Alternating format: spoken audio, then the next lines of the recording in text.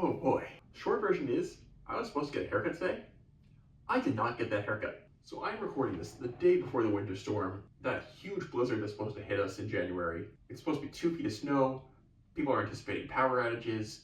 Everyone's going crazy. That day.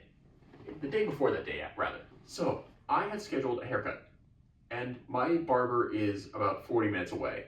The short version of that is that I used to work with him. He's a great guy. So I trust him. I've been going to him for like a few years. Overall, like, it is worth the drive.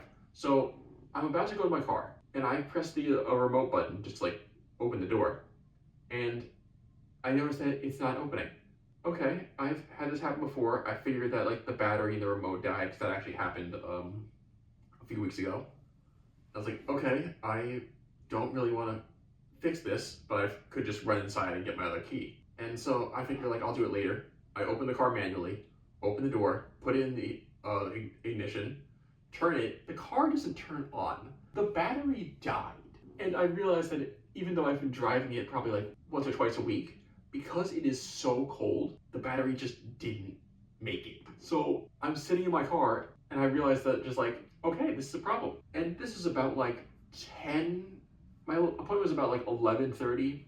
This is about like 10:15. I wanted to give myself some extra time because I knew the storm was coming. I knew it was going to be crazy on the roads. Everyone's going to be like scrambling around. And I realized I can't go anywhere. What also was important is that I'm in an apartment complex, and we had been getting emails for the last couple of days saying like, we're going to have snowplows going through the parking.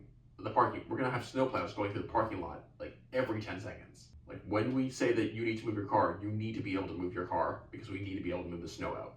And that is very much like a go, go, go type of situation. At least I imagine it will be. So my car, I usually park on like the perimeter of the parking lot so that I'm closer to the door.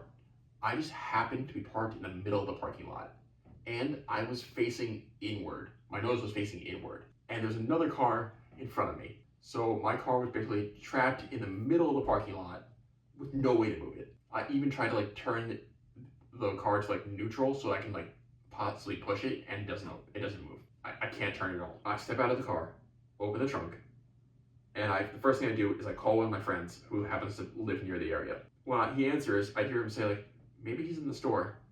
Hey, are you in the store?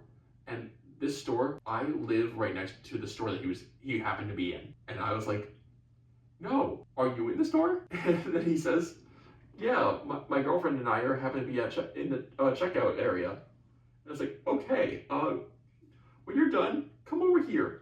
My car is dead. We need to jumpstart my car. And he comes over. I open the hood. He comes over to my car. His girlfriend's sitting in the passenger seat, and it's his girlfriend's car. So I am so thankful to both of them that they just happened to be around and they were able to help me. But we are immediately in problem solving mode.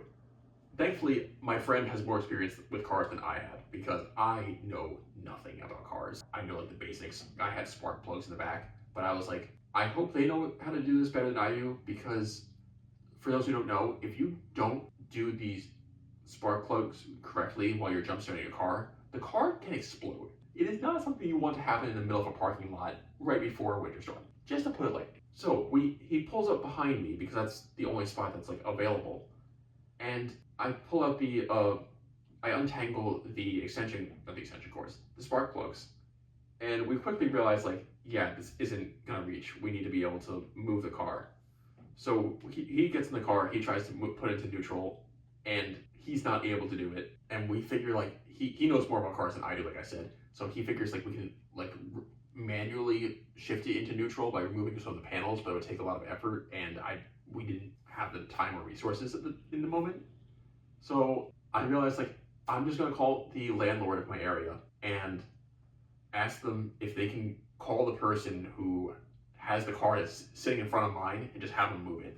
And they figured out who it was immediately, and the person came out, moved the car, and it's just like amazing how everything fell together. So anyway, we connect the spark plugs, jumps out of the car, hallelujah, and I just keep thinking to myself, this happened the day before if I didn't have that appointment, I would have had no reason to get in my car, because I live in a very walkable area, and I walk nearly everywhere. So I really only drive like once a week or when the weather is really bad. So if it wasn't for this appointment, which ended up getting canceled, my car would have been stuck in the middle of the parking lot during a blizzard with no way to move it. It would have caused a huge amount of problems that we managed to avoid simply because I made an appointment the day before this happened. It's crazy how things work out that way. I don't know what to call it, whether you call it like synchronicity, serendipitous, is that the word? Serendipitous moment, divine intervention, whatever you want to call it. These kinds of things are amazing. And because we started the car, I wanted to drive it around because when you jump start a car, you're supposed to let the engine run for a little bit, just to so it charges the battery a little bit. I don't know exactly how that works, but basically you're supposed to drive around for a little bit. So I ended up driving around for about 45 minutes just in my area. And like I said, people were driving around like maniacs. There were so many people on the road because everyone was running around anticipating the storm, trying to get everything together. I drove past the grocery store and the entire lot was filled. And if I did go to the appointment in like 40 minutes away, a couple towns over, I probably would have been late because the roads were so backed up. Like the highways were backed up because people are traveling around trying to get to places and do things they need to do before the storm hits. And now I don't need to actually go anywhere. Ironically, I'm probably going to go to the store that my friend thought I was in so I can get some new winter boots because I don't have winter boots anymore. Like a couple of years ago, they I think it was the sole or the bottom of the shoe like came off during one of the winter storms, so I threw them out because it was uncomfortable. Like it actually hurt my back. But yeah, now I moved my car to the perimeter of the apartment complex, so even if it does die tomorrow, it's not in the way. And I just keep thinking all these things that like when I first couldn't start my car and I realized the battery was dead, I had like a 4-second I was having basically this like 4-second crash out where I was like I had to spend all this money on the battery. I didn't know how much battery was at that moment. I thought I was possibly gonna have to replace the engine. Like I might have to take it to the repair shop. It's gonna cost me thousands of dollars, and I couldn't afford to because like even though I'm doing okay, that would have like put me over like my financial limit. All of this came in 4 seconds, but I was calm because I realized one, I had a plan. Like I knew people were in the area.